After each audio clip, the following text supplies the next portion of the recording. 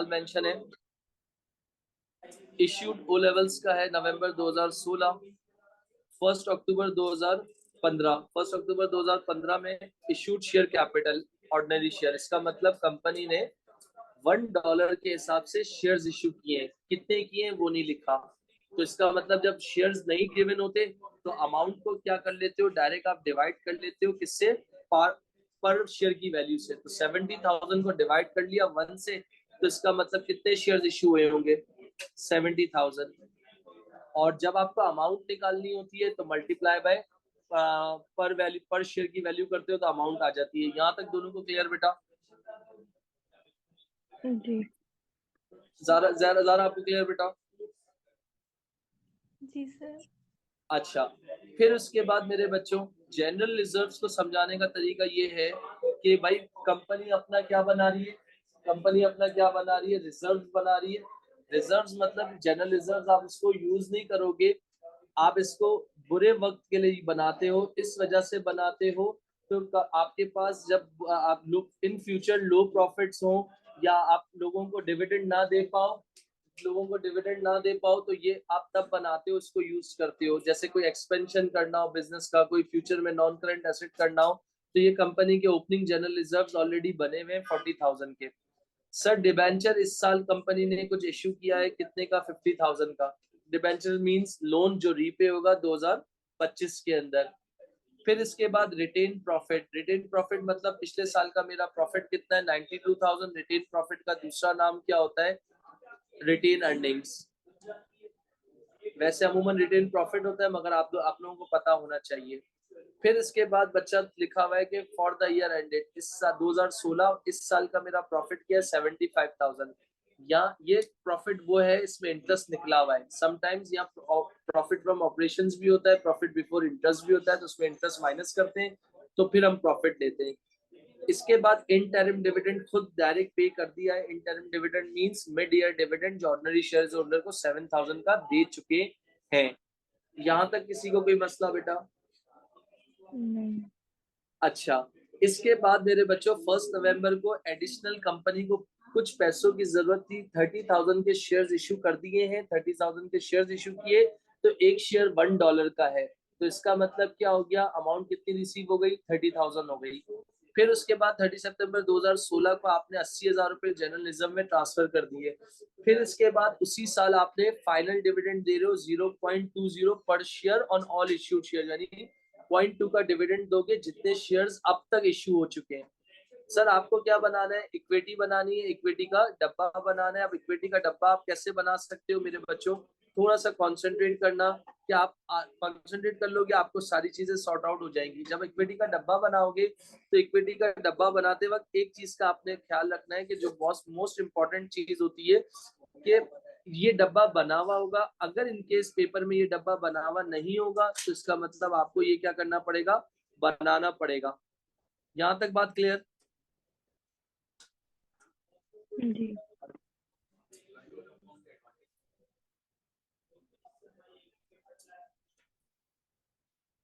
अच्छा, इसके बाद अगर मैं थोड़ा सा फर्दर मूव करता हूँ तो यहाँ पर मैं देखता हूँ यानी मेरे पास बैलेंस कितना दिया हुआ है, ऑलरेडी निकाल के दिया हुआ था। 70,000 ओपनिंग बैलेंस था, लिख दिया।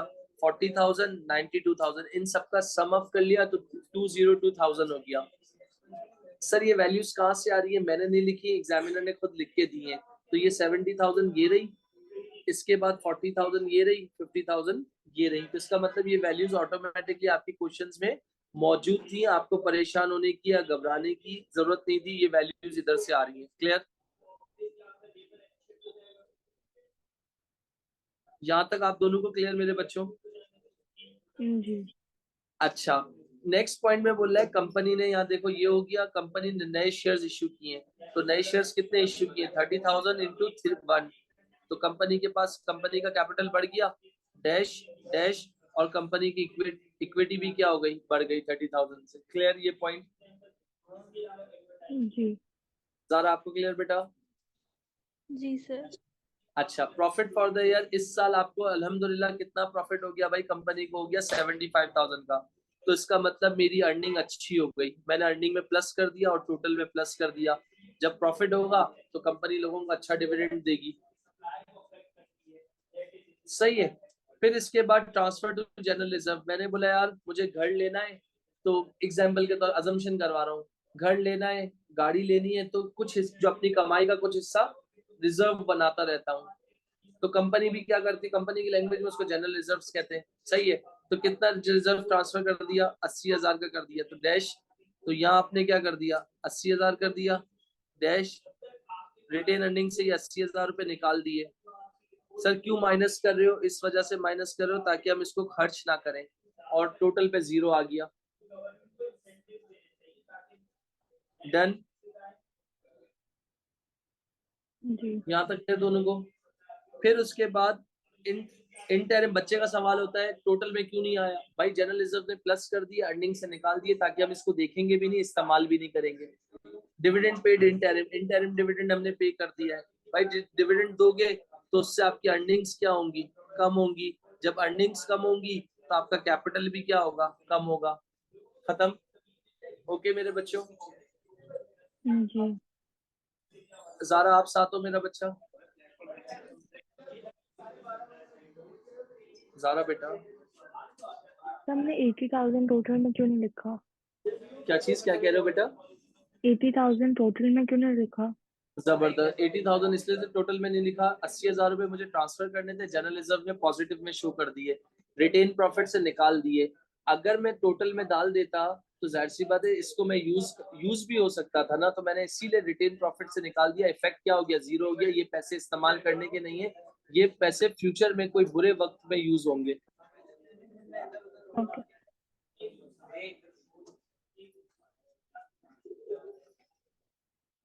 तो इसके बाद आपके पास नीचे लिखा हुआ है फाइनल डिविडेंड। फाइनल डिविडेंड का मतलब हो गया आपके पास कि कंपनी आप क्या कर रहे हो, फाइनल डिविडेंड पे कर रहे हो। तो इस लाइन का मतलब क्या हो गया, ऑर्डिनरी फाइनल डिविडेंड 0.20 पर शेयर। मतलब शुरू से लेकर अब तक जितने शेयर्स इशू किए हैं, शुरू से लेकर जितने शेयर्स इशू किए हैं आपके पास, तो वो कितना होगा डिविडेंड आपके पास, 0.20 पर शेयर होगा। 0.20 पर शेयर का मतलब क्या हो गया, रिकॉर्डिंग चल रही है। तो यहाँ पर आपके पास क्या हो गया, 70,000 मेरे पास एक शेयर्स थे,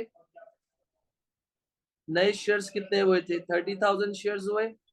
तो टोटल शेयर्स कितने हो गए मेरे पास, 100,000 शेयर्स हो गए, यानी 100,000 शेयर्स हो गए। और एक शेयर पे कितना डिविडेंड दे रहे हैं, 0.2 का। तो इसका मतलब कितना डिविडेंड बन रहा है, 20,000 20,000 डैश डैश। तो इसका मतलब मैंने फिर डिविडेंड दिया, तो डिविडेंड दूंगा तो मेरी अर्निंग में से क्या होगा, कम होगा। जब अर्निंग में से कम होगा तो टोटल में से भी कम हो जाएगा।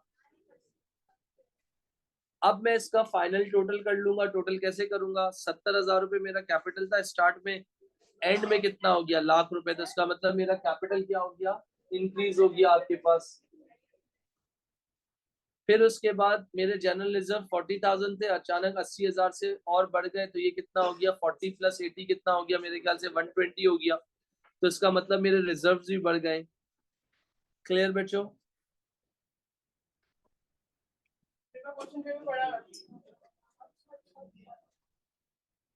यहाँ तक क्लियर दोनों को बेटा?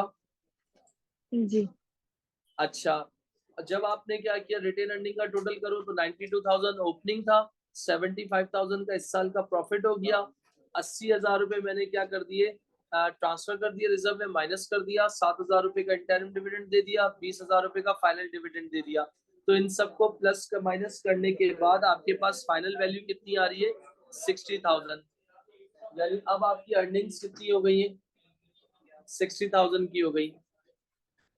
अब सर इसको चेक करने का तरीका क्या है, चेक करने कैसे चेक करेंगे। मैं बच्चों से कहता हूं कि आप ऐसे टोटल करके देख लो और ऐसे टोटल करके देख लो।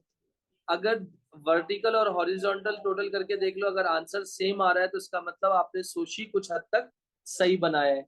यानी अगर मैं हॉरिजॉन्टल टोटल करता हूँ, लाख रुपए, 1,20,000 रुपए, 60,000 रुपए, टोटल कितना बन गया, 2,80,000 रुपए, ऐसे टोटल करने से। और अगर वर्टिकल टोटल करता हूँ, 2,02,000 प्लस 30,000 प्लस 75,000 माइनस 7,000 माइनस 20,000, तब भी क्या बनना है, 2,80,000। ऐसे कर लो वैसे कर लो, दोनों से टोटल क्या बनेगा? 80,000। ये डब्बा अगर पेपर में आता है 8 मार्क्स, 9 मार्क्स, 10 मार्क्स का ये डब्बा हो सकता है। इस डब्बे से रिलेटेड आप दोनों का कोई भी क्वेश्चन, कोई भी सवाल, कोई भी परेशानी, कोई भी डाउट तो पूछ सकते हो मेरे बच्चों।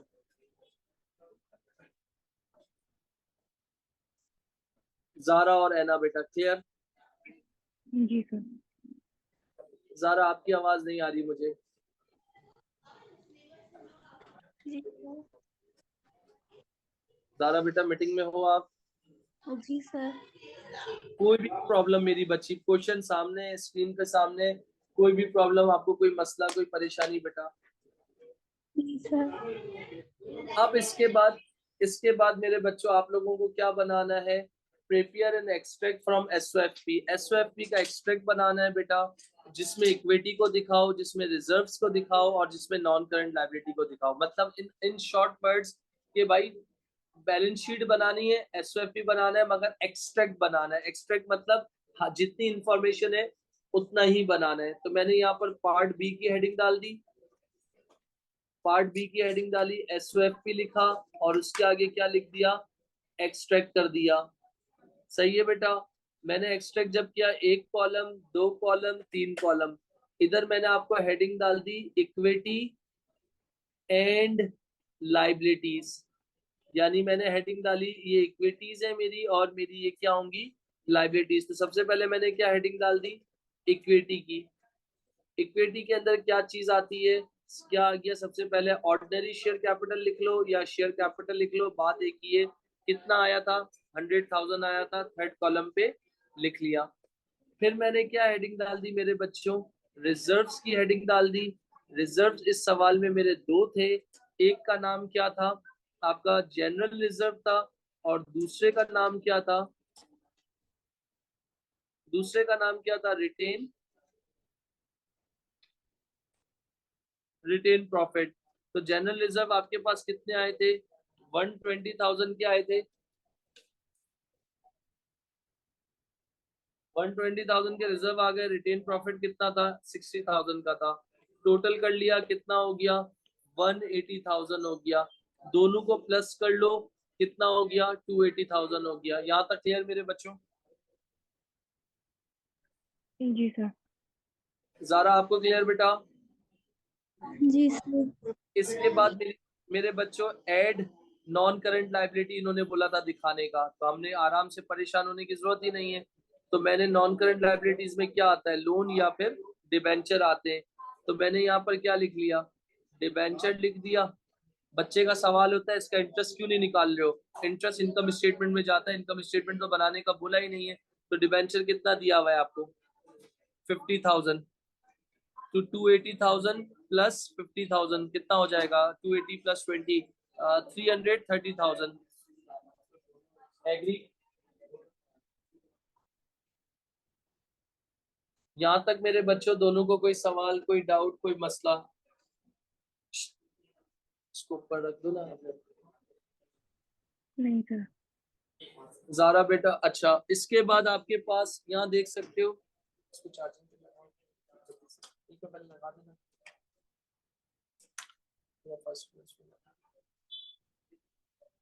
अच्छा सर, इसके अंदर अगर मुझे कंप्लीट एसओएफपी बनाने का बोलता तो कंप्लीट एसओएफपी कैसे बना सकता था मैं?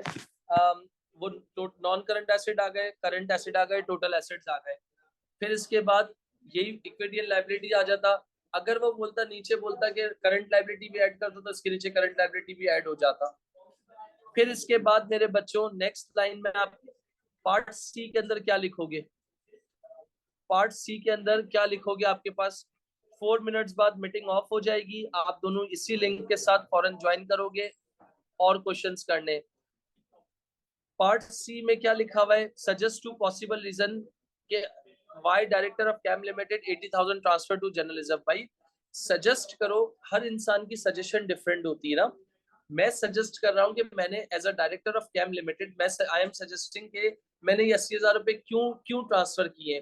तो सबसे पहले अगर मैं इसमें लिखना चाहूँ तो मैं ये लिख सकता हूँ, general reserves are created. General reserve इसलिए बनाए जाते हैं, आपके पास यहाँ पर आपके पास देख सकते हो, अगर general reserves are created to utilize in future for low profits, अगर फ्यूचर में आपके पास लो प्रॉफिट होता है तो आप क्या करते हो, जनरल रिजर्व्स को यूज करते हो।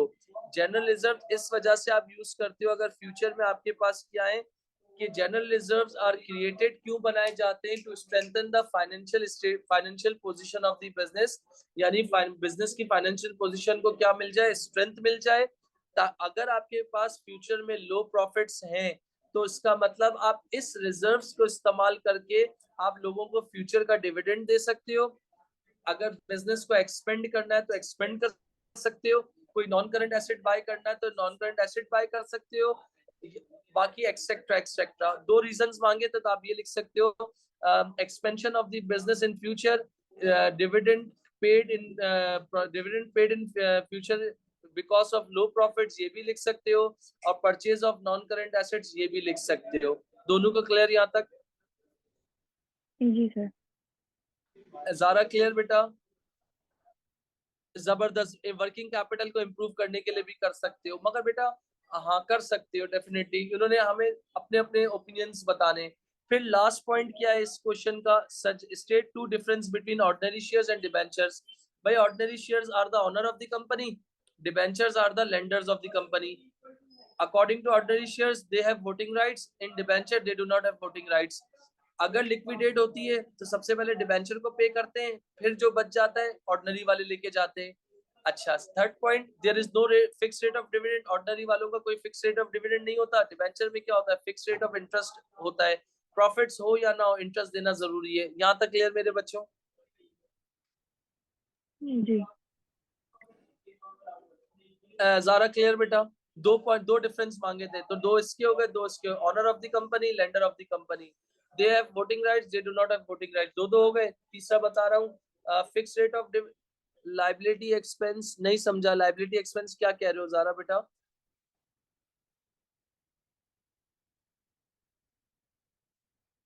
हेलो सर जो ऑर्डिनरी शेयर्स होते हैं वो एक्सपेंस होता है। बेटा, ordinary shares are the part of equity ना, तो ordinary shares are the real owner of the business, they are shareholders बेटा। And debentures are the lenders of the company, जिनसे हमने कर्जा लिया होता है उनको रीपे करना होता है इंटरेस्ट की फॉर्म में, जिसपे इंटरेस्ट पे करना होता है हमें। और शेयर क्या, ऑर्डिनरी शेयर्स वालों को हमें डिविडेंड देना होता है। उधर आपका डिविडेंड फिक्स्ड होता है और इधर आपका इंटरेस्ट फिक्स्ड होता है। क्लियर? ये क्वेश्चन आपका हो गया।